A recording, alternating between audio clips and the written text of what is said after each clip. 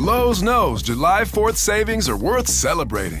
Right now, get up to 40% off select major appliances and get an additional 10% off 2 or more select major appliances. Plus, get 3 Scott's Naturescapes 1.5 cubic foot mulch bags for just $10. These deals are coming in hot. Lowe's, we help, you save. Valid through 7/9. Selection varies by location. While supplies last. See Lowe's.com for more details. Excludes Alaska and Hawaii. Okay. Can you start a podcast with me, please? I need something to do.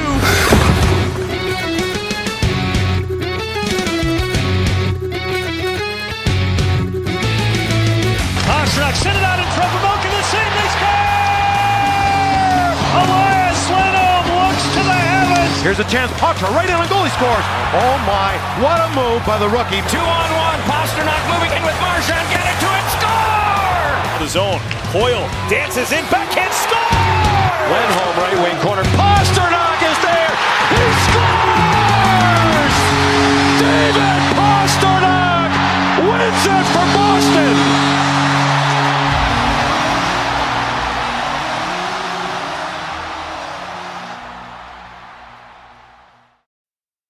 Welcome in, everybody, to another episode of Bruins Tape to Tape. I am your host this evening, Caroline, and I am joined by my fantastic co-host, the newly retired and very tan Maria of Watertown. Hey, Maria.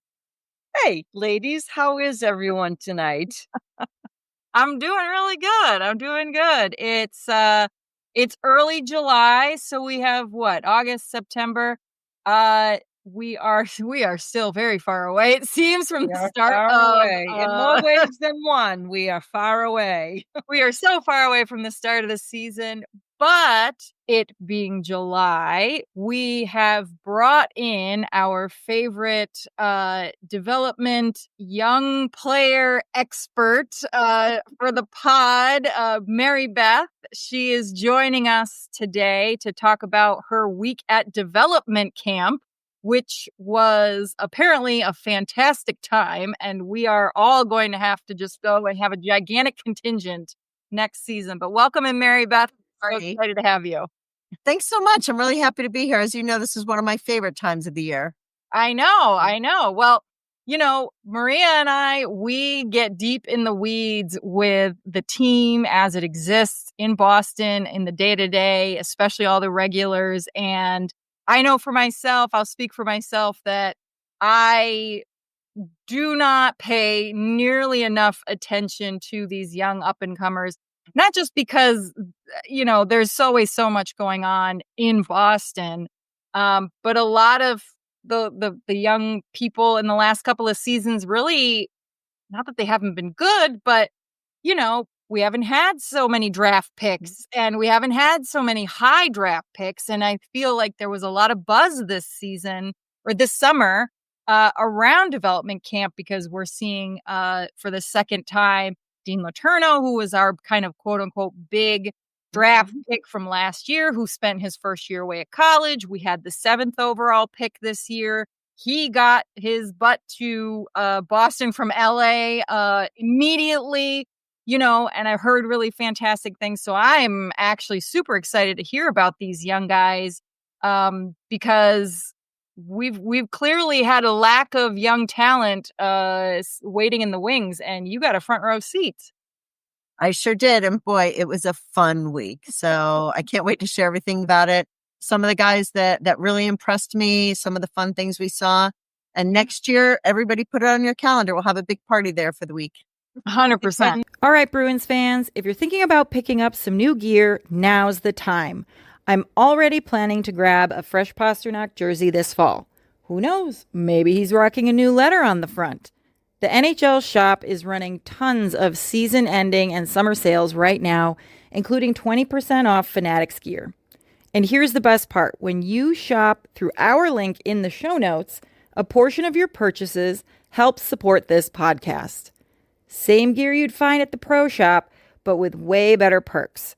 So stock up, save big, and help keep Bruins Tape to Tape rolling all year long. Hey Bruins fans, love the pod? Well, here's an opportunity to join the team. Become a friend of the pod on Patreon and unlock more Bruins content, merch perks, and the community we've built with diehard fans like you. For just $3 a month, join Gallery of the Gods. Get ad-free episodes, sticker swag, and a discount in the merch shop. Or go full legend with the Black and Gold tier. Bonus content, virtual watch parties, more swag, and full access to our Substack. No matter the tier, you're in the room with us. Tap the link in the show notes and take your spot on the bench. This of all years with what the Bruins are doing right now, which is basically a rebuild, it's even more important that we do pay attention, because I will be totally honest, full disclosure, I have paid absolutely no attention to these development camps in the past. And now is the time that we do need to focus more on that, because, clearly the Bruins are moving in an alternative direction. I'm not quite sure that they have made a determination yet what that direction is, but that's a story for a different podcast. But at some point in time, it is necessary to focus on your young players, because they are going to be a part of the future of the team. So, we need to know what that is going to potentially look like and who is going to be at the forefront of that new player development. Yeah, exactly. I think hopefully at the end of our conversation today, maybe we will get a sense of how long is it going to potentially take to see some of this, draft effort actually come to fruition, because, with the exception of maybe the first and second overall pick, and obviously depending on the team, most NHL teams don't actually get to use their first round pick right away. It's not a super common thing. So, why don't we start out first, Maribeth? Give us the rundown. What is development camp? Who's invited? Why is this a thing? Every team seems to have this event literally 48 hours after the draft. All I know is it can be not all the draft picks, but certainly some of the team's top draft picks get invited immediately. There are other random guys. I don't know who some of them are. What is it? How do you get invited? Who's there? Why are they there? Give us the rundown. Sure. So development camp is essentially a summer program held by all of the NHL teams. It's their newly drafted and their signed prospects, but they also have some space and they invite some other players. So there's some that are there just by invitation, and it's usually somebody that the team wants to have an eye on. Most of the guys that we had invited had a connection from a college or something. So you could see, oh, okay, they were at school with such and such. That's probably how they got noticed by our scouting staff. So at development camp, the team gets to know the players, but the players also get to know the team, the culture, the training methods, and the coaching staff. The focus is on their skills, nutrition, training, sports psychology, and essentially the staff helps them to map out what their development plan is. So it's basically hockey school, but on steroids. Yeah. Well, not really, because that would be illegal. Yeah. So can somebody be at, let's say, a Bruins camp, dev camp this year, and next year at another team's camp? Or does it tend to be players who are really, the Bruins have called dibs on them if they haven't already formally, drafted them or whatever? So it's the people who are invited, they're usually draft picks and signed prospects. So in that case, when we look at James Hagens, right?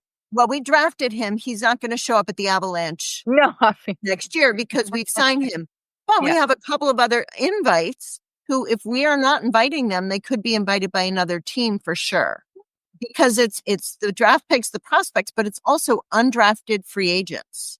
So they can kind of do what they want. Now, I don't know exactly how the invitation process works behind the scenes. Sure. But I am guessing that these are people who have been in conversation with the Bruins, the scouts or somebody from the staff. They've been having a little bit of back and forth. And that's how they're, okay, why don't you come to camp and show us what you have? Yeah. Now, it could be after a camp, the staff is like, we don't feel like you're a fit. Or the prospect themselves could be like, you know what?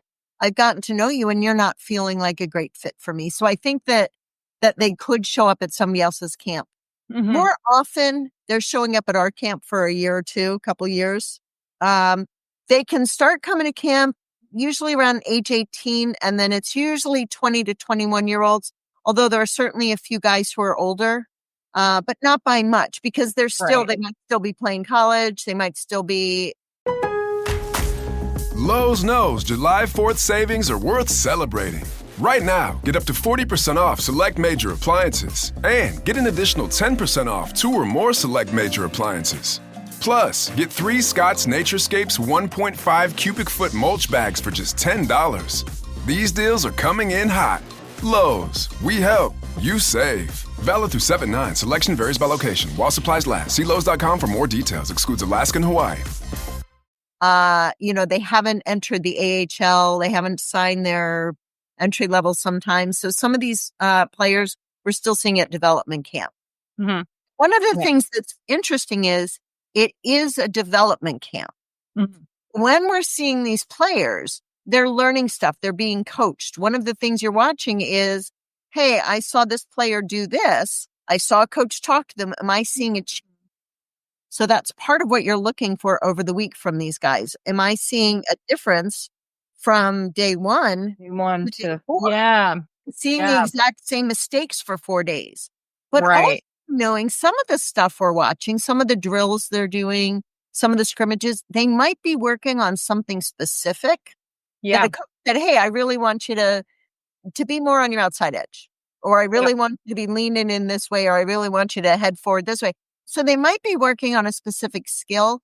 That means you're not actually seeing them playing as they would say in a game. So that's one of the things to keep in mind, that this is hockey school. So they're being schooled. That's really fascinating because it's all kind of coming together for me now in my head about what this really is. So my daughter is at goalie camp this week, and and she's been to hockey camp before, and it's quite literally, it's camp, right? Just like what you would imagine, like you go to camp in the summertime, right? And for whatever reason, I've always considered the use of the word camp in the NHL to mean it's not really camp. It's just warming up, right? It's warm-ups, really, right? But watching some of the videos that you and pictures that you sent me that we've been sharing on our social media, Tape to Tape MK, check that out.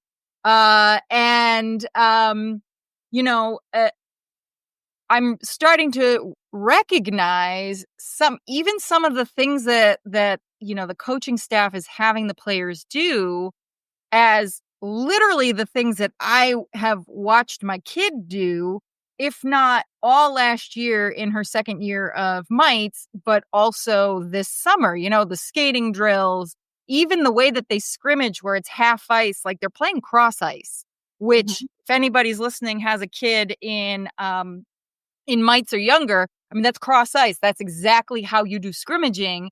And so it's really fascinating to me now to kind of look at this and think, wow, it's not just warm-up / tryouts, basically, right? Because I think that's also what I was thinking was like, oh, this is a tryouts kind of thing. No, it's quite literally, let's see where you're at.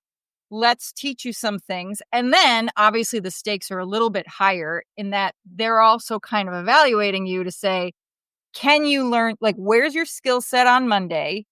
Can we give you advice? Can we teach you some strategies? Can we say, like, give this a try? Are you trying to pick it up? Are you putting that effort in? Are you able to pick it up?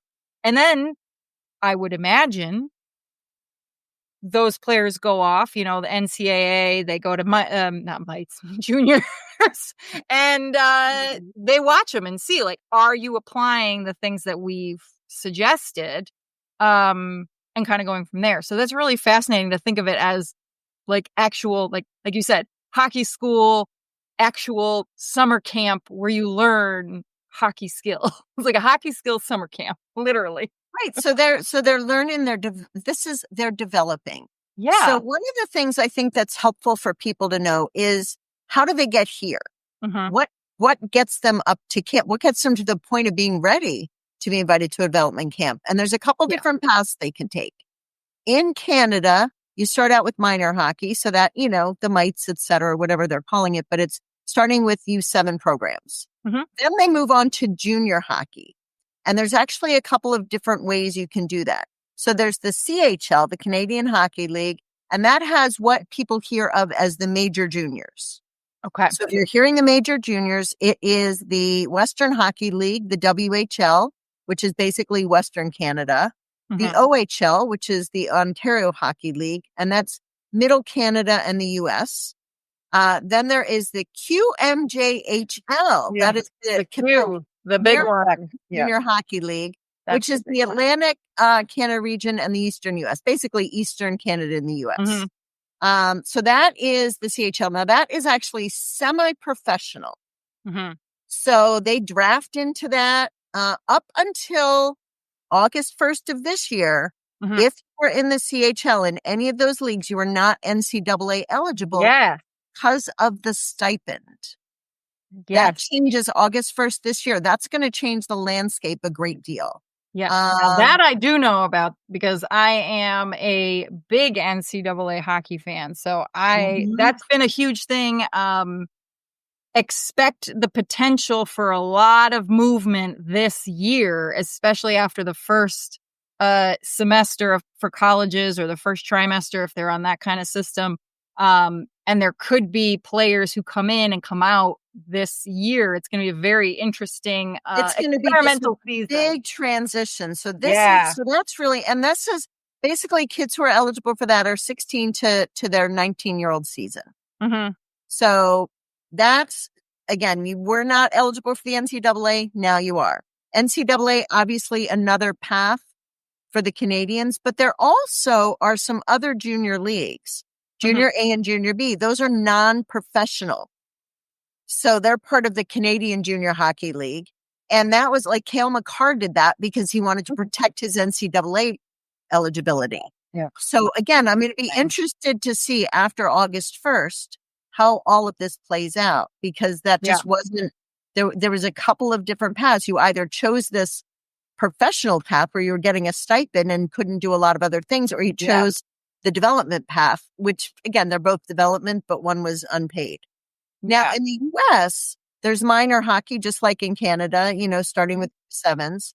Then depending on where you are in the US, you might take the route for high school, or you might do AAA. Yeah. Because we do have Massachusetts, Minnesota, Wisconsin, a lot of great high school programs that can develop players. So that might be a place that you're doing it. There's also then the NTDP, that's the National Team Development Program. So that's where Austin Matthews came on. Okay. And their focus is on international competition. So that's when you're seeing these kids like, winning World Juniors. Well, they're coming from other teams, but it's that development team that's going out there playing a lot of those games. Then there is the USHL. So this is more similar to what you're seeing for the major juniors. They maintain their amateur status.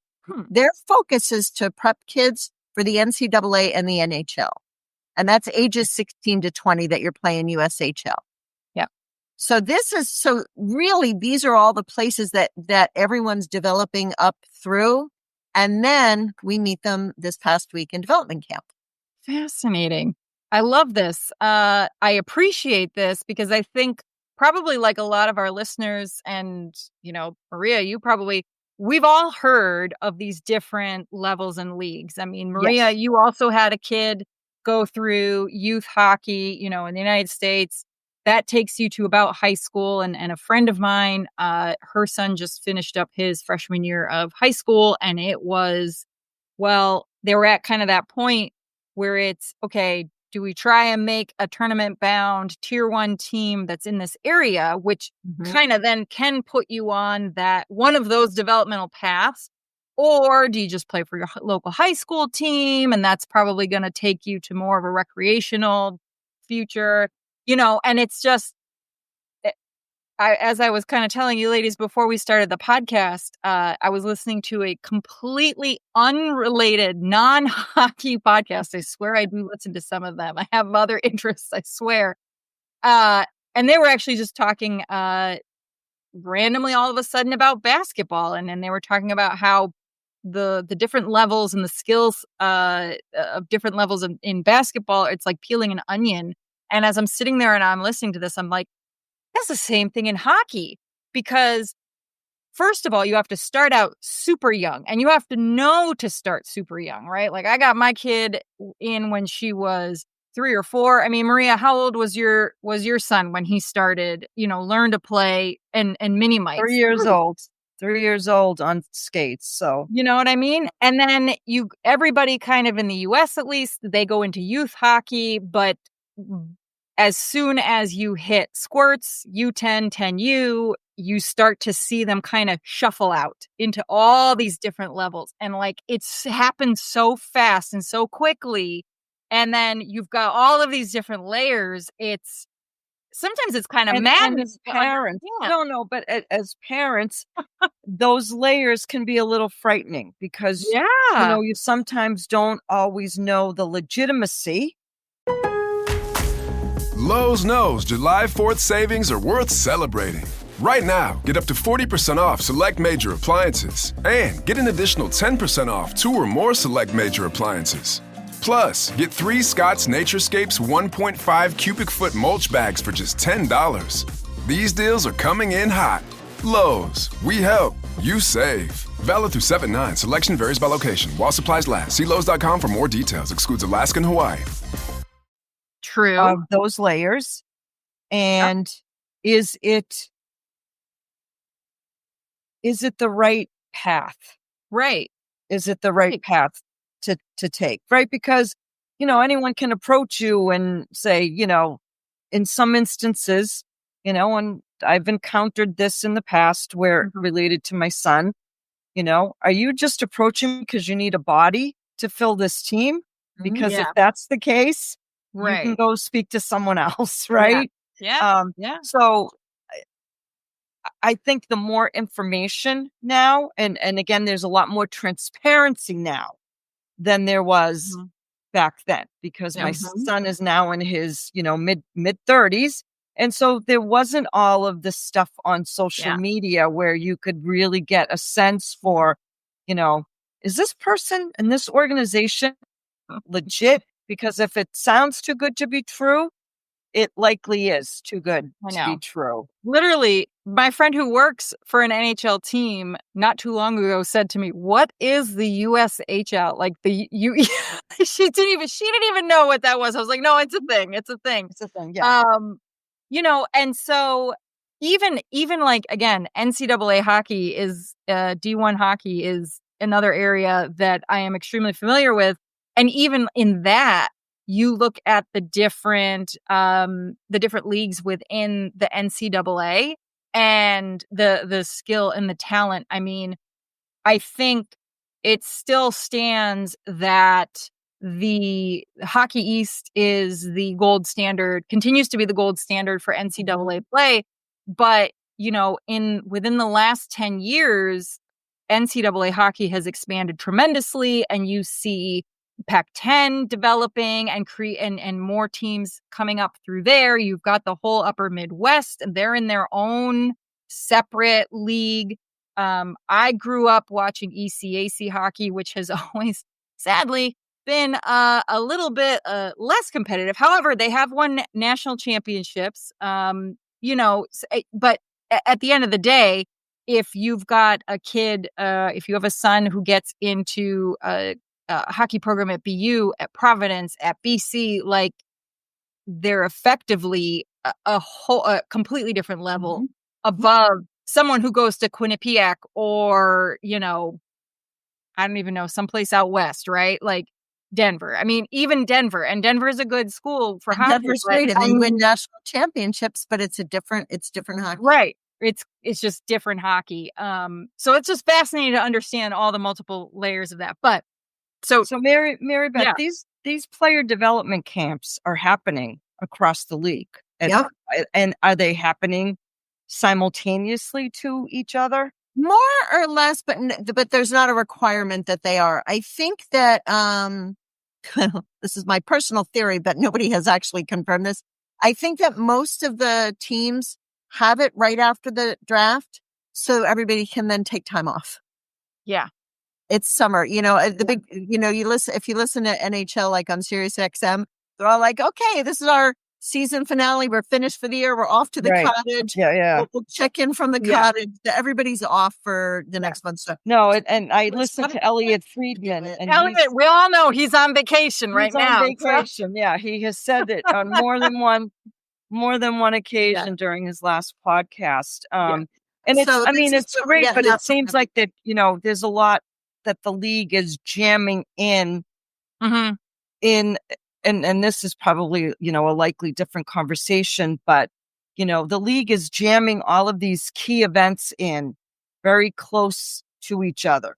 We have the draft, we have the development camp, and then it coincides with free agency, where some have said that the NHL should maybe take a page out of the NFL playbook, where the NFL is always giving you a reason to talk about them no matter what time of the year it is. So now we're going to go from all of this happening to now having this pretty big gap with not a lot that's going to go on because everyone's exhausted, right? And they're taking time off. So, I'm not sure that that's great for NHL business. There's something to be said for kind of looking at it from both perspectives, because our season has gotten longer and it's going to get 2 games longer. It's going to get longer by 2 games. Yeah. So we're already now, we used to play and be finished in May. We're now finishing in June. Almost July. This is, or almost, no, we're not allowed to finish in July. No, that is a hard stop. Yeah, that's a hard stop. But I think that there's something from that. So, and it used to be that they weren't conditioning. Again, hockey was very different, but like say back in the 60s, 70s, they would literally be off for the summer. And then they'd show up and part of training camp was literally, let's train you back into shape. Yeah. Now, obviously, professional sports has changed, hockey's changed, but this is for the people who work in hockey, whether it's for the teams or for those of us who cover it. They need a break. So I think that there's something with that. But part of the reason it's all jammed is because the season started going so long. Yeah. Like, we have to finish. We have to move on to the next piece of it. So I'm not sure what the answer is exactly. I will tell you, though, that preseason starts the 3rd week of September. So, well, the rookie camp starts September 10th. Is the 2nd week, and then regular camp is the 17th, and then that's really and it's going to be, and that weekend is preseason, right? And the new CBA agreement, it's not fully set in stone. I know we hear a lot about, and I know we're getting off topic, but we hear a lot about the terms and everything, but even that is likely to be even shorter and all that stuff. So it's crazy. But we at Bruins Tape to Tape know that everyone is hungry, thirsty, starving for hockey talk. So that is obviously why we are here. As a quick aside, because I completely forgot, even though we discussed this before the pod started, but I was so excited to get started talking. If you are listening to this, your regular way, you might hear some really annoying ads. My husband recently was going up to visit his mom. It's a 3-hour drive. She lives up in Vermont, and he was listening to the podcast. First of all, love the support. Also incredibly mortified. But he He's like, what's with these ads? He kept getting nothing but those ambulance chasers. So in Albany, it's like Martin, Harding, and Mazzotti, call law 1010, whatever. And he just kept getting nothing but that. I also was getting ads recently very specifically for this company called Grainger. Are you in candy manufacturing? Hire Grainger. Insane. So if those bother you and you think they're ridiculous, obviously, you can now join us in our Patreon. You don't have to pay. We appreciate the love and support. We've got some, special posts in there for all members, but we've got now paid membership available as well. So you can listen to the podcast without advertisement. No ads, baby. No ads. Like, they're so annoying. And we also have merch. I would pay extra on my cable bill if I could get it with no commercials. No kidding. No kidding. And then next time we have a pod, if you're watching this, I will have some of our new merch. I'm very excited, although one of them is a sweatshirt, and I don't know if I will be wearing it because it's so stinking hot. I'm getting a cup. Maria's going to be getting some swag. Maribeth got, I think you're getting a shirt coming to you very soon, and something else. I can't remember what you got. But we've got some really fun swag there, stickers, all that good stuff. So everybody should definitely check it out. It's in the show notes. We've got a Patreon. And we encourage everyone to join our community because Maribeth is part of our community as well.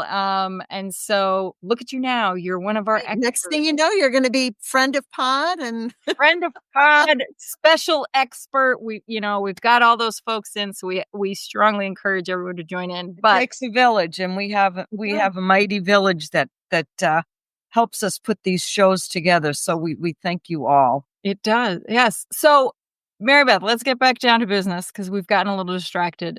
It's entirely my fault. Go ahead. No, go ahead, Maria, by all means. I want to know from you, Maribeth, any player or players in particular that stood out to you as, is it plausible to think that perhaps we might see them at a professional level? Either, the Providence Bruins, the Boston Bruins. Did anyone, seem like a diamond in the rough to you? Who might so this is where it's important to remember that most of these guys are developing. So they've got a few years to go here and there. Yeah. Now, the other thing that's fun is you might remember last year, I sort of went spontaneously to development camp, and that's how I really got into this whole prospect thing. Yeah. But I only went for one day. This year I went all 4 days, and it made a big difference in what I was seeing because I was able to watch some of these players now in all of their skills, watching them drill, watching them take this coaching, and then watching them bring it into the scrimmages later. So that actually, I think, made a difference in my experience with what I was seeing. Now, I'll tell you right now, obviously the standout, spoiler alert, James Hagens. Oh, I can't go. You better be, right? So excited. Nobody is surprised, but I will tell you, he's not ready. He's not NHL ready. And it's interesting, and I keep reminding people this because people keep saying, bring him up. He's so good. Bring him up. And he is good, but he's not ready. Connor Bedard, Macklin Celebrini, they are the exception, not the rule. Kids are not drafted and then play really great NHL hockey the next season. Yeah. It just generally doesn't happen that way. Yeah. So let's just all take a beat there. Yeah. They were also they were number 1 overall picks. They were number 1 overall literally. Picks. So right. He was really good, but he's not ready. He is going back. He was stand out above the rest. You could tell when he was on the ice, even if you didn't, you're like, oh, who's that? It must be Hagens. Yeah. And you'd see the back of his shirt. That's the one thing that's weird about development camp and rookie camp. No. So until you see their back, you're not sure who you're looking at because they've got their names on the back of the sweater. But you'd be like, oh yeah, Hagens for sure. So he was absolutely the standout. But somebody reminded me, they're like, he's a standout here. No, Right. But I guess I'll rephrase my question then. Names that we should pay attention to. Yes. You know, as we're reading things and focusing in on, you know, all things hockey, names that we should pay attention to. Yep. So James Hagens is obviously, you know, he's going to be at BC again this year. We've got 6 guys who are going to be at BC this year. So if you're in Boston, start going to some BC games. I'm certainly going to fit them into my busy hockey schedule. Yes. Oh my God. But he's another level. Now, one of the things you're going to notice about him is that he reminds me a little bit of Pasta. His movements are pretty easy and pretty casual, but they're totally effective. One of the things I think that ticks off people about Pasta is he doesn't look like he's trying, but then he's like, boop, and then it goes. And you're going to see that, I think, a little bit with Hagens. That was one of the things that I really noticed with him. I can't wait. Loved him. Loved everything about him. Yeah. Now, another one I loved, Will Zellers. That's the trade from Colorado. Yes, that's right. And I just, every time he was on the ice, my eyes were drawn to him. I enjoyed watching him so much. He was USHL Forward of the Year, and this year he's heading to North Dakota. So totally he's off the table. Because as a reminder to our listeners, if you're committed NCAA, you quite literally are not allowed to come to rookie camp. Yes, we will not we won't see Hagens at rookie camp because of their NCAA commitments. Right. And that's actually a lot of these players are going to be NCAA. A lot of them are just going to be at BC. Well, I think that's wise because that could open up a Pandora's box. Part of it is too. Rookie camp is in September and their season started. So it isn't quite started, but they're in college. They're at school. So that's something to keep in mind. But I love Zellers. So he's North Dakota. Yeah, North Dakota. He and Hagens were paired up together when they were doing some drills, and they were having a ball. And they were awesome to watch together, but they had so much fun. And I just keep thinking about the Sharks. Yes. Well, but they had so much fun together. And I thought Yes. You want these guys to enjoy the sport. Like Celebrini and Smith. It sounds like maybe we got our own combo there. That's nice. So, we need some of that. Great hockey IQ and an incredible shot. Nice. So he was a total standout for me. Another one who really stood out for me defense-wise was Ty Gallagher. Now, Ty we drafted in 2021. He was at camp last year. Okay. He was at BU, finished in 3 years. Then he was at Colorado College for graduate school. He just signed a 2-year with the Providence Bruins. So we should see him up. I think he finished his graduate degree, so I think we're going to see him with Providence now. Okay. He is so fast. Just so freaking fast. Every single time he was on the ice, I was like, ooh, I'm watching him. So he's one that I think you really want to keep an eye on. I think this is going to be a good year for him. So you think he'll be at rookie camp? You would expect? Think he'll be at rookie camp this year. Lowe's knows July 4th savings are worth celebrating. Right now, get up to 40% off select major appliances and get an additional 10% off 2 or more select major appliances. Plus, get 3 Scott's Naturescapes 1.5 cubic foot mulch bags for just $10. These deals are coming in hot. Lowe's, we help, you save. Valid through 7/9. Selection varies by location. While supplies last. See Lowe's.com for more details. Excludes Alaska and Hawaii. Okay. Yeah, I would expect him to be at rookie camp this year. Yeah. So those were probably my top 3. Also really excited about Will Moore. Now he's going to be at BC. He was drafted this year, and he was the one who came late because he was the one who barely made it to camp. He was traveling with Hagens. With Hagens, yes, that's right. The 2 of them were given a pass for the first day. They're like, no, we're getting on the ice. Yeah. So he was on the national development team, the same way Austin Matthews came up last year. He's heading to BC this year.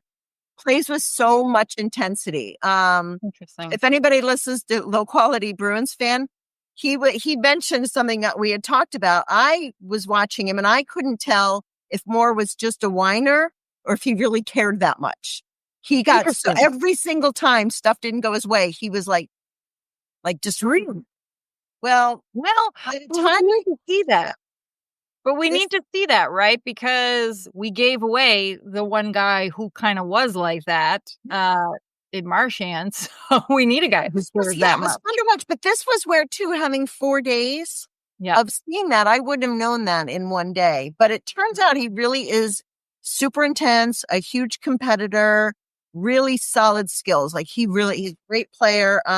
He did seem really coachable, though. Like you'd watch him do something, a coach would talk to him and you'd see a change. So really like that. What I'm hoping for him is that he finds some fun, because I don't know that he had any fun this week. Oh, jeez.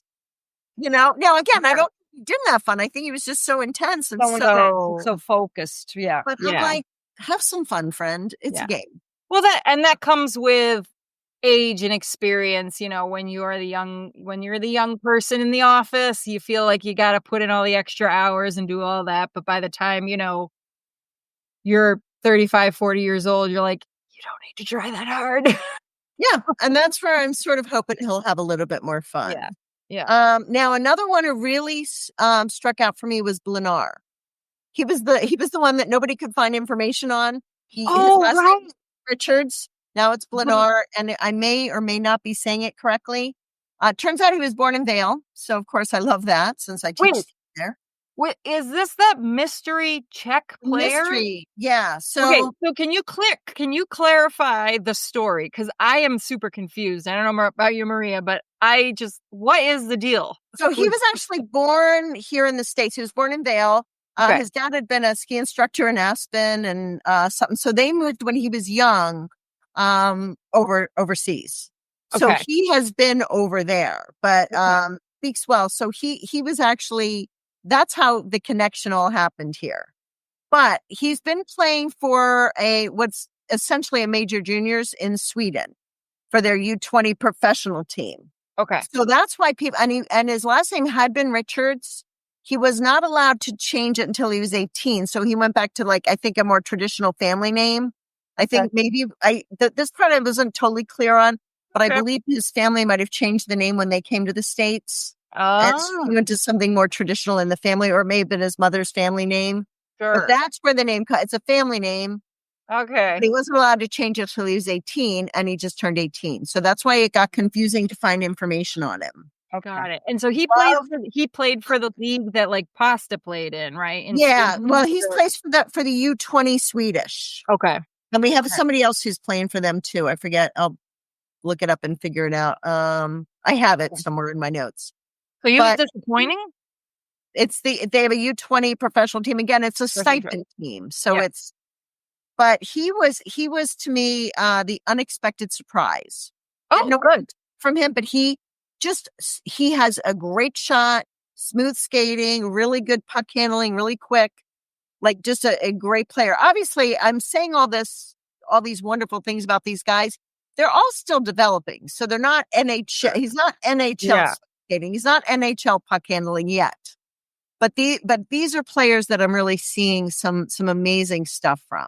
Mm-hmm. So I'm loving these. I know a lot of people are really interested in Dean Letourneau. I was going to ask about him. He hadn't been so much spoken about him during his tenure at BC and his lack of development there, which I don't think is all his issue. Bad luck. There's a couple things that have come up about him as of late. One of the things was, it turns out he broke his hand. Yeah. Had surgery around Christmas. Ugh. So that kind of screwed up his season a little bit there. Yeah. Now, the other thing was, so he was our number 1 draft pick last year in 2024. Yes. You might remember last year when I was talking about camp, I'm like, he didn't really stand out for me at camp except for his size. Yeah. Big freaking guy. Yeah. But it turns out we have a ton of them now. There was a lot of, he did not stand out size-wise. We have a lot of really big guys. All right. Yeah, it was really interesting. But I will tell you, this year I did see more physicality from him. So I like that. One of the things, a lot of people were talking about his skating. And so I kind of wanted to go in with fresh eyes and not listen to what other people had said. Yeah. He's not a very strong skater. I was going to say, do we need to bring the professor in to evaluate his skating? But I feel like if we have some thoughts. If you're saying he's not a spectacular skater, I can only imagine how Mo would eviscerate. Mo would have a lot of opinions. Right. But I will say one of the things that's come up is we talked about all the ways you can get up here. Yeah. He may have left the ECHL a little too quickly and come up to NCAA before he was quite ready. The reason that happened was somebody left BC and a space opened up for him. So he came up, but he was supposed to last year have another year in major juniors. Again, our equivalent of major juniors. Yeah. And so he may have come up a little too soon. Well, he came to a team that was like stacked and ranked, first of all, number one. And so, you talk about, a big fish that, now he's a little fish in this ginormous pond. So, maybe the organization was not as savvy as they should have been with the development of this player. But the fact that you say he's not an impressive skater, he's gotten better. There's definitely some improvement, but I did go in and really, because of what I was hearing, I thought, let me take a closer look. I'm like, and again, I like everybody, and I'm always giving the benefit of the doubt. I'm like, you do, yeah. We love that about you, Maribeth. No, I appreciate that, which is why I'm like standing up and taking notice with the critique of the skating ability, which is a little bit troublesome. Yep. Yeah. There's nothing wrong. There's nothing wrong with Milan Lindros was not a great skater either. So let's right. Told, But also being in the NCAA, I feel like there's I don't know if the right word is like there's some slack, there's some give in that there isn't necessarily anything wrong with you and your potential to be a good NHL player if you spend your full 4 years there. Because that's kind of like the big difference between juniors and the NCAA is that juniors, they're done. They can't play beyond 19 years of age, right? Can they go? Right? The year you turn. You can, in the NCAA, look at Mason Lohrei, right? He didn't join up into the NHL until he was, I think his ELC was signed at 22 or 23. So there's literally nothing wrong with you as a good potential player if you play until 22/23, whatever, if you've redshirted, blah, blah, blah. I'm not worried if he's taking that NCAA path, because it sounds like last year was some bad luck. Maybe this year he'll have better opportunity. Go ahead, take the 3 years, take the 4 years, by all means, because you've got more time to develop. You're a little bit older, which is a good thing. I think people kind of forget, oh my God, if you're not this crazy, amazing player by the time you're 19, 20, 21, that you're not going to make it. But, we've talked about this a little bit on the pod in the past where it's not just about your skating development, your hockey IQ development. It's also your human brain development to be able to manage and handle and be in the pressure pot that is AHL, NHL. So I'm optimistic. I'm hopeful he has a better season at BC this year. I know BC. And the other thing we have to keep in mind. Lowe's knows July 4th savings are worth celebrating. Right now, get up to 40% off select major appliances and get an additional 10% off 2 or more select major appliances. Plus, get 3 Scott's Naturescapes 1.5 cubic foot mulch bags for just $10. These deals are coming in hot. Lowe's, we help, you save. Valid through 7/9. Selection varies by location. While supplies last. See Lowe's.com for more details. Excludes Alaska and Hawaii. NCAA players are also going to school. I know. They are student athletes. It's also a very competitive and challenging school. Well, at BC they are. At BC they are for sure. 100%. Just because of the way they from what you hear all around here. And, we have the BC football coach who's on the radio show here every week. And he is always speaking, that would be Bill O'Brien, about the emphasis that they put on academics and athletics. And so I'm not sure that holds true in a lot of other areas, but yes. It may not, but for sure. As a person who went to an NCAA Division I hockey school, I can tell you it's not always the case where they are, student first, athlete second. But I believe that. I don't know. They may be a 1A, B, 1A, 1B. But again, just remember, they are also in school. When you're looking at kids who are in juniors, their job is hockey. Right. Yeah. And they still have to maintain a GPA. NCAA friends, their job is student athlete. Correct. Right. The focus is back, not backwards. It's the opposite. It may be, and again, or equal, so I think they have to do something else in addition, like the expectations are there. You want to keep this in mind. So now I want to talk about a couple of other kids that I'm going to write. I got to write up on everybody. We'll put that out on the Substack. 100%. I have to put it in something everybody can read, but more or less I've got it ready to go. But I want to talk about Loke Johansson. From last year. Yeah, we drafted him last year. Yes. He was playing with major juniors for the Quebec, the QMJHL, but he signed his ELC November of 2024. Yes. So and I know you've talked about this a little bit on the podcast, but his entry-level contract, an ELC, depending on how old you are when you sign it, it can be a 2-year contract. Yeah. Or it could be 3 years. Connor Bedard, because he was only 18 when he signed, his was a 3-year. So he signed over infographic over there. They basically just burned a year. Yes. So he got paid, played major juniors, but because he signed his ELC, we will likely see him this year in either Providence or Maine. So Providence, our AHL, Maine being our EHCL. Yeah. ECHL, yes. ECHL, yes. Saw some really good things from him. He had a really solid camp, in my opinion. He was at rookie camp, right? He was at rookie camp last year because again, we should see him at rookie camp this year because he's not NCAA. Right. And because he's on his ELC, yes, these Providence players, these main players are the ones we're seeing at rookie camp. But he, particularly compared to last year, I'm seeing some good things from him. He seems to have improved his skills, but he's also filled out. And he seems to have more control over his body. One of the consistent themes for me this week is all of these young men who have grown very quickly. They're all arms and legs, and they don't know what to do with them. I mean, Letourneau, you saw it last year more with Loke Johansson. Yeah.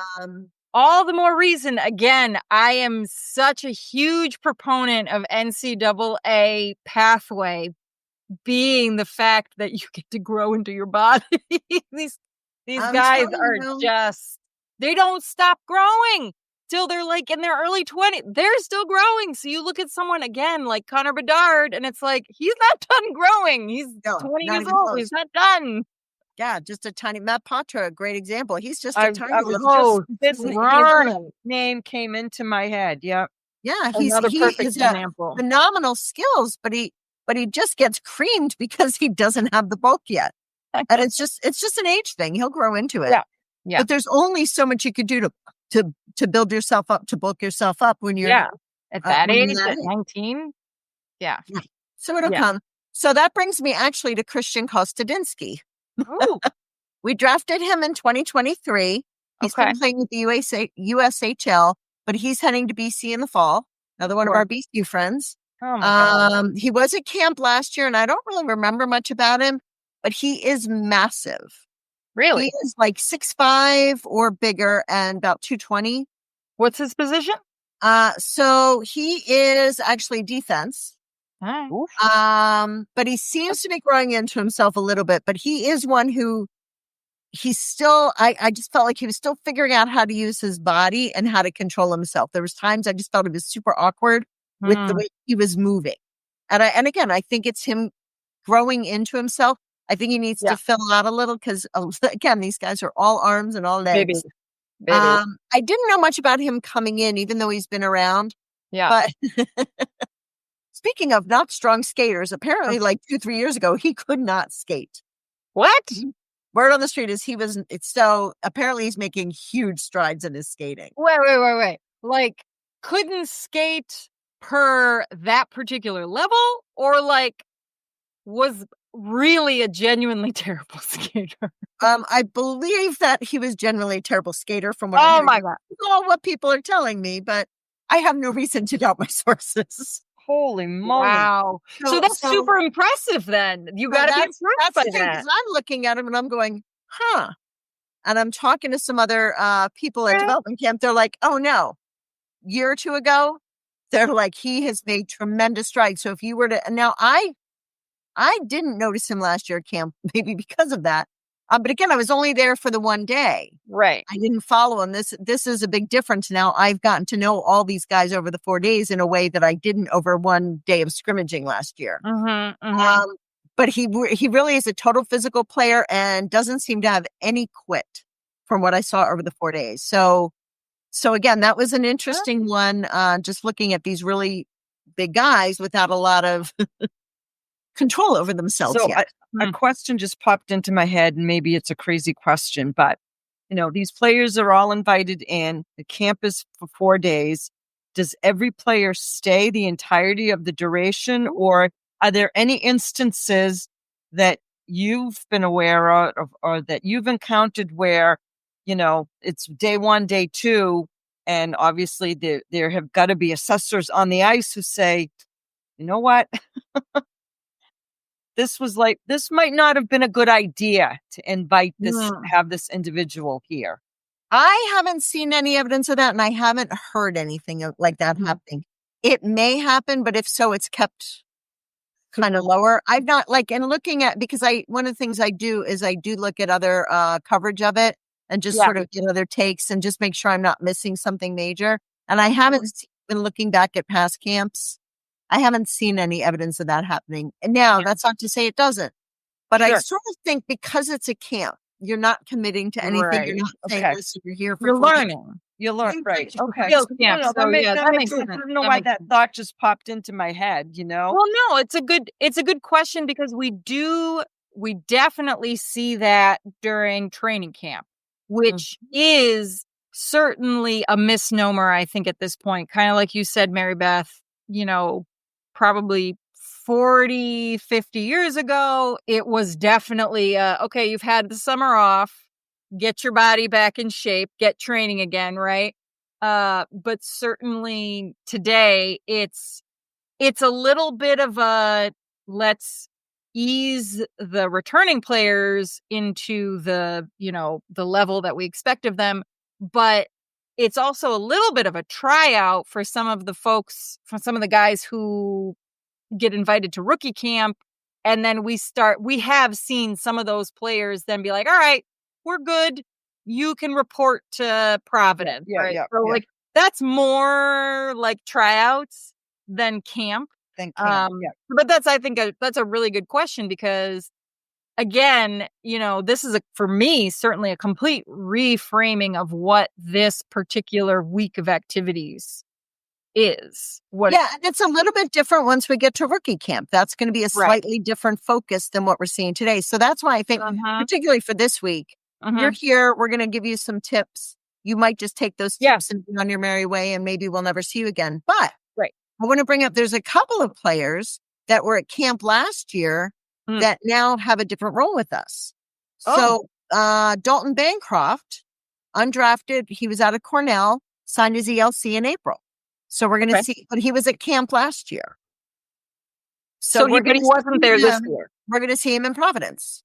Interesting. Okay. He did play a couple of games with them because he signed in April. So we'll see. Yep. So there's one. Cole Chandler was 2024 camp. We drafted him this year. He's been with the Quebec Major Juniors, and he's expected to stay there. But I actually really liked him. He had some good moves. I can't really tell you one thing about him, but he just gave me a good impression. So there's 2 players right there that came to camp last year and are now on our rosters. Essentially, they're on our. One is signed. Lowe's knows July 4th savings are worth celebrating. Right now, get up to 40% off select major appliances and get an additional 10% off 2 or more select major appliances. Plus, get 3 Scott's Naturescapes 1.5 cubic foot mulch bags for just $10. These deals are coming in hot. Lowe's, we help, you save. Valid through 7/9. Selection varies by location. While supplies last. See Lowe's.com for more details. Excludes Alaska and Hawaii. And one is one we drafted. So those are 2. I want to make sure I'm covering everybody we drafted. Do you get the sense? So Cooper Simpson. Sense that you really only get like 2 invites, kind of like you really only ever get 2 invites to rookie camp, or like what's the vibes there? That is unclear. Like, we had quite a few invitations sent out, and some of them I'm like, okay, I can see where the connection was, why you might have come here, but I don't know about your play.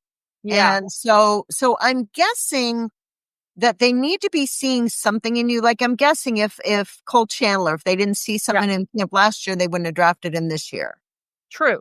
Dalton Bancroft, undrafted, but they had him at camp last year. And then they signed him at the end of Cornell's season. Right. So I think that there is something to that. Yeah. I know there's certainly players that were at camp last year that aren't at camp this year. Okay. Now, I did not follow up on where are they now and what have they done. Yeah. But there's players that were at camp last year whose names I've not heard, and I'm not sure where they are. Interesting. So Cooper Simpson we drafted this year. He was in high school. And the USHL last year. Wow. So he's staying in juniors, but like, we drafted him, but when you're trying to look him up and you're like, oh yeah, high school. Who is this kid? Yeah. Maria, you had a question. Yeah, I was going to ask these assessments in terms of, the drafting, the signing, are these being made by the scouting staff for the Bruins? So our scouting staff is the one. Yeah. So what they're doing now, one of the things is, and again, I don't know how true it is or not, but we end up with a lot of locals. We had, but I think that's common with all of these. So it's how far afield are your scouts going? How much are you doing that? There was a lot of talk as I was looking into some of the major juniors in Canada. Like, they have unbelievable scouting up there. Like, they are hardcore scouting up there in Canada, but that's what they do. They live and die by the major juniors. They don't have that NCAA system up there. No, university. When they're going to be competing, it's going to be even different. So that's going to change things. But, we had like CJ Foley was an invite. Mm-hmm. Well, kid grew up in Hanover. He went to Thayer. He's at Dartmouth right now. Yeah. So, there's a kid that somebody has probably seen him playing around. So when we're thinking about who we're scouting, that's ECAC hockey. Yeah. It just, it begs the question for me. Yeah. Because we do seem to have an affinity for our local athletes here, hockey athletes. And I just wonder why, why do we seem to be making, and again, Hockey East is awesome. Right. It's chicken or egg, right? The gold standard, as you mentioned earlier, Kay. But it just seems to me that we kind of, to some degree, put all of our eggs sometimes in the hockey basket. Yeah. Yeah. In a matching basket at the very least. Yeah. Right. Yeah. I think it, and now all of this happens through our scouting, all the NHL teams from their scouting. Right. I think that particularly with some of the East Coast teams, and I'm sure with some of the Canadian teams, there's so much local talent that they don't go that far afield. We're certainly not recruiting kids from California. And I mean, not that there's that many, but we're not getting these kids from these other markets. Now, what's interesting is like Arizona State is starting D1 hockey. Right. So they're starting, there's actually people transferring down there. There's people moving there and doing that. And so some of these other markets are going to start opening up, but when you look at, there's a lot of like Minnesota, Wisconsin, there's huge hockey there. But guess what? We're not scouting over there that much. We're not ending up with a bunch of Minnesota kids because they're like, oh, well, look, we could just walk down the street to Chestnut Hill. Right. No, but I sometimes wonder if we're just, I don't want to say being closed-minded, but are we not doing our due diligence? Yeah. Well, we're not doing our due there's diligence. something to that. But we also then ended up like with Belair. Total wild card. Nobody knew what to expect from him, you know, kind of an unusual pick. So I do think we end up with a lot of locals. I do think we probably should expand our reach a little bit. I have to agree with you on that. But I think that is, we do have a abundance of really good hockey. Right. Are you really missing out on that super phenomenal player if, like, at the end of the day, if you think about it, and again, this is going so deep into the weeds, but if you think about where, if you've got an NCAA player who is not coming from like Canada, and they're going the very traditional American route of they do USA hockey, youth hockey, they go to American prep school, they're either going to Shattuck, right? St. Mary's, which is in Minnesota. They then go to Minnesota, or they go to a Hockey East team, so they end up local anyways, or they are from somewhere in the United States and they go to Deerfield, they go to Exeter, they go to what's that place in the Berkshires? You know, and then they end up in Hockey East, right? Or so, you know, is it, I don't know if we are necessarily missing out. We could be, you know, I'm not saying that I guess that was my point. How do you know if well, we're not taking all the opportunity to kind of, you know, expand your reach a little bit? Well, here's what I will say, though. When we look at the, and I posted it on our Discord, but there is the list of the development camp roster. And actually, CJ Foley's the only kid born local. Interesting. So, and we know Don loves a true local. Yeah, he does. The only Massachusetts kid on here. We've got Ontario, Nova Scotia, California, New York, Minnesota, Ontario, Alaska, a couple more Ontarios, Arizona, a bunch of Swedes, New Jersey. So there are kids like born now where they were before that, because all I have is where were they this past year and where are they going? Right. So that part, hard to say. Yeah. It's an interesting, you know, I feel like let's be honest, there's never enough time, but that certainly would be a fantastic thread to pull on to figure out, you know, if you look at the last, let's say 10 years worth of draft picks or, you know, prospects, however you want to quantify it. What was the path that they took? Where did they come from? Because ultimately, it doesn't necessarily matter where they came from, you know, where you were born. It's how do you choose to spend your time playing hockey from ages 14 to 18? Where do you go? Does it matter? You know, did Celebrini, what was his path necessarily versus Bedard versus and I'm just talking about, you know, North American for the most part. You know, Lafreniere, that's another one who was a top draft pick a number of years ago. Like, you know, if they're choosing to go the NCAA route, what does that path look like? Are they all, for the most part, it's 6 of 1? You go to school in Boston or you go to school in Minnesota. Does it matter then? I don't know. You know, it's curious. Well, if you go on some of these, like particularly the major juniors, if you go on there, they'll be like, here's our alum, here's where they went.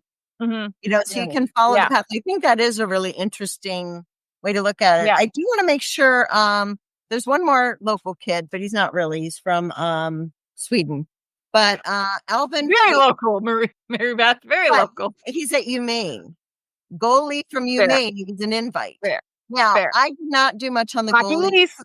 Hockey East. Exactly. And also where Swayman came from. I know. Did you notice? So, I picked up on the fact that you said Alaska a few times. Yeah. So that was. Where are you going to look? Was from Alaska. Mm-hmm. But I liked Boya. I thought he was now again, the goalies they literally are just standing there getting pelted. I know. It's Not terrible. The goalies. it just seems like such a hard place for goalies to be at a development camp, right? Just stand there, let us just keep throwing pucks. Yeah, thanks for playing. But I will tell you, I really did like him when I saw him on there. He was on top of it. He stood out among the goalies, so that's why I wanted to make sure to bring him up. Yeah, I thought he was quick. I thought he tracked the puck well, and he seemed to always know where it was. So so he was one. They all seem to improve over the week, but again, we know that 18, 19-year-old goalies, they've got a ways to go in their they got like a decade to go before they it's really a ways get to go. it. So I didn't spend a whole lot of time. But he did stand out for me that I did think he was. Lowe's knows July 4th savings are worth celebrating. Right now, get up to 40% off select major appliances and get an additional 10% off 2 or more select major appliances. Plus, get 3 Scott's Naturescapes 1.5 cubic foot mulch bags for just $10. These deals are coming in hot.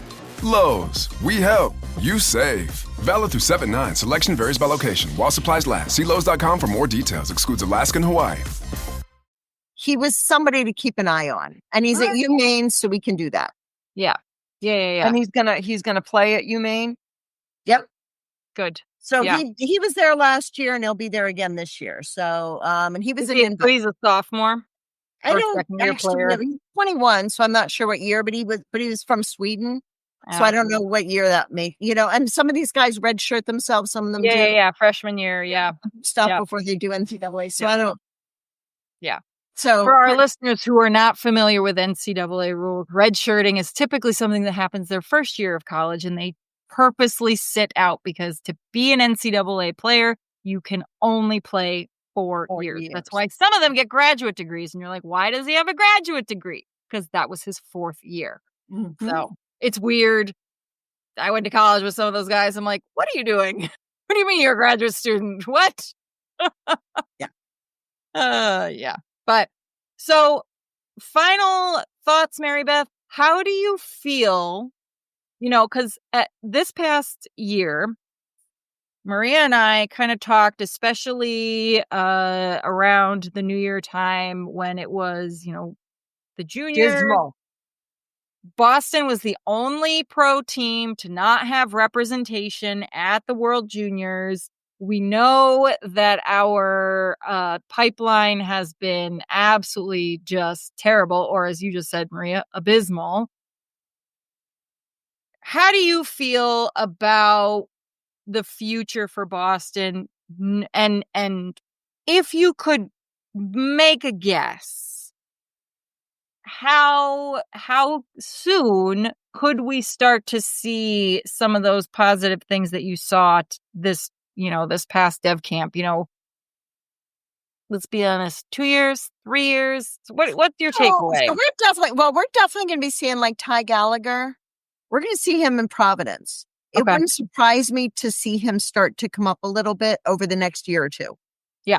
No, that wouldn't surprise me at all. I think depending on, I'm hoping that most of these players finish out their development at the NCAA or juniors level as long as they can. I don't think they're have anything to gain by rushing and jumping into the AHL and the NHL. I just don't. Yeah.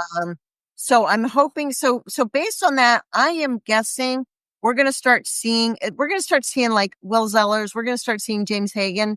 My guess is in the next 3 to 4 years. Now, again, that doesn't mean some of the players, though. We don't love that.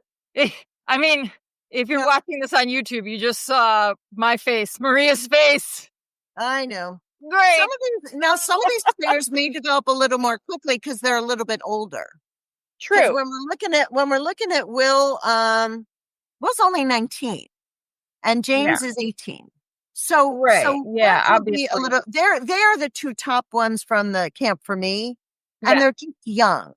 So they're probably 3 to 4 years. But again, we're going to look at these like Ty Gallagher, who's already going to be in Providence. We've got a couple of others who are like Bancroft. He's already going to be, he's got his ELC signed. So we're going to start seeing some of these guys coming up to Providence.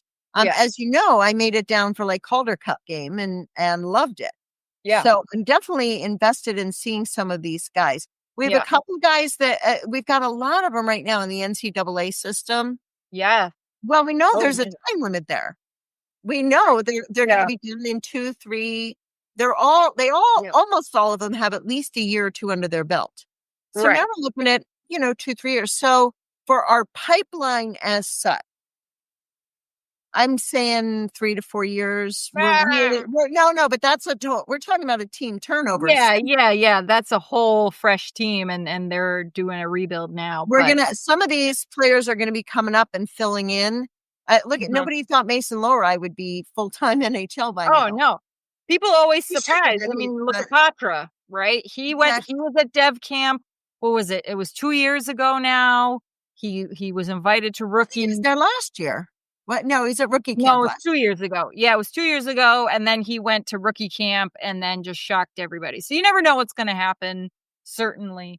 So listeners, if you're in the Boston area or, near any of these colleges that these players are at, we'll make sure that we post where they're playing. Go to the games, frequently they are very inexpensive, and to watch either Hockey East, or if you like to go to Harvard and see some of them, that's ECAC, but they're all really affordable to go see those games. Definitely go check these guys out. It's a good Let us environment know for families too. Great atmosphere. Go check Yeah. them out. Tell us what you think during the season. We don't want to forget about some of these players because now we are super invested in paying attention. Let us know what you think. Maribeth, thank you so much for spending 4 days at Warrior. Watching these kids. Yeah. I had a ball. I mean, I can't wait till we can do something similar. And when we do, we will have a whole podcast. We'll do a live at Warrior or something for sure. But Maribeth, you will be at rookie camp. The rookie camp some degree number. And I'm gonna before that, I'm gonna have all this. We'll put this out on the Substack, and we also have a copy of the development camp roster. So I'll send that over as well. Yep. And people can sort of see the stuff that I saw.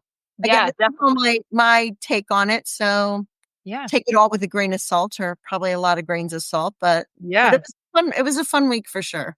That's awesome. Well, if you don't feel like clicking on the show notes, do make sure that you are subscribed to our Substack, tape2tapemk.substack.com, so you can get all of this information also in your email to remember to check it out later.